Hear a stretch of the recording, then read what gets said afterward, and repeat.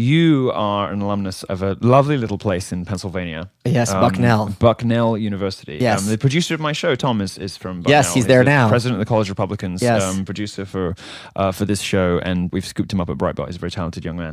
Tell us why you went for them in your autobiography, and you have spoken, I think, you speak quite freely about the sort of anti-intellectual atmosphere at Bucknell. Yeah, I hate that school with a passion of a million. It's the worst mistake of my life was going there. I haven't made very many big mistakes. That was the worst mistake. Talk us through it.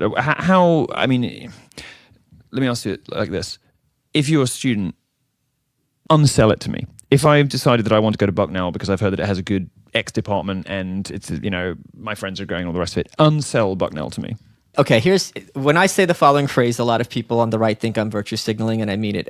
Bucknell taught me to hate white people. Coming from Brooklyn, I'd never met WASP before. Yeah. I had never met this anti-intellectual kind of, and the way I summed it up, I was hanging out with a buddy of mine and his roommate, and I said, let's play Would You Rather.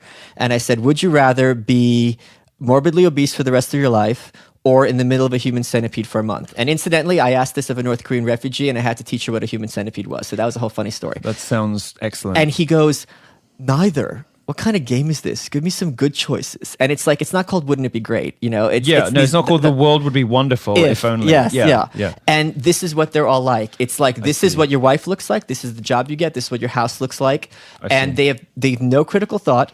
Yeah. And these are the same people who 30 years ago would have been saying, you're eating raw fish. What is wrong with you? And now, I'm a foodie. You got to go to this place. They got the freshest stuff. I see. They are basically the worst people in the world. They're basic through and through. Every girl is called Kirsten or Jennifer. They're all bleach blonde. And they all think that they're better than you, and they bring nothing to the table except some hard work and inherited wealth.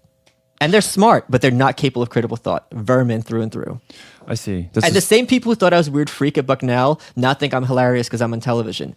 I haven't changed. It's that you're getting the social cues, which is how you make your opinions. I see. So, and that is the different definition of virtue signaling. I don't know if it's virtue signaling but there's shit. Shit. So has it got better or worse in the last 25 years? I talked to Tom, and he said it's gotten worse. But what was interesting is there's like a one true ring that was passed because Vox Day was there 8 years before me exactly. Yeah. Who is of course a wonderful human being. Yeah, he's a sweetheart. He is a great guy. No, he is a great guy. I'm Jewish, so I can't like him too much.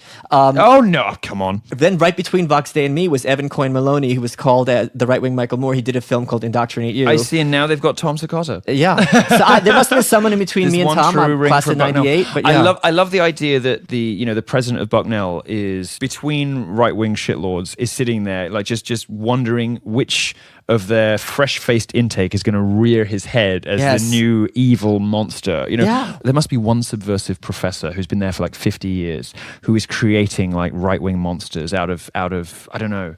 There's something going on there, isn't there? They're being forged. No, these faculties, I signed up for a class on American individualism, and the first day, the 4 things we were going to learn, one of them was an English course, was the movie Birth of a Nation, and I dropped the course that day, and I'm like, this is exactly their approach. If there was a professor there who was subversive, I didn't meet them. I almost got a professor fired because he tried to silence me in class, and this is in my biography, Ego and Hubris. Horrible people through and through. Really? Because even the good ones are like Goldman Sachs people, so it's not like they're edgy. Do you know what I mean? They're still going to be corporate, uptight jerks. Yeah, I did have fun at their frat parties.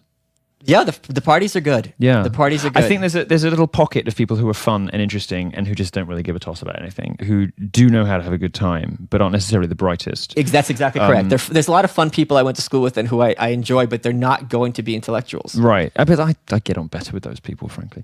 To a point, but after 4 years, you're at college, you want to learn something, you want to have that intellectual combat, and it was just me acting out for 4 years. I get the impression sometimes with these small liberal arts colleges that there is, maybe the faculty is just not that smart, because I get the impression that I'm talking on stage that I'm telling the professors things they don't know, and I'm expecting to see on their faces. If they were smart, they wouldn't be professors.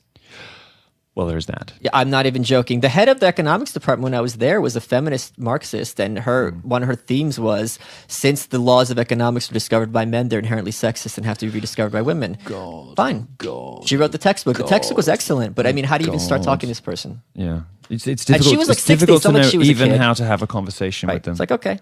Yeah, that's fine. Have your idea. This is not something you argue with. You hear that, it's like, okay, I get what you are. Yeah, right. I'm gonna go back to the land of the living. Yeah. and get on with my life. There's no bridge.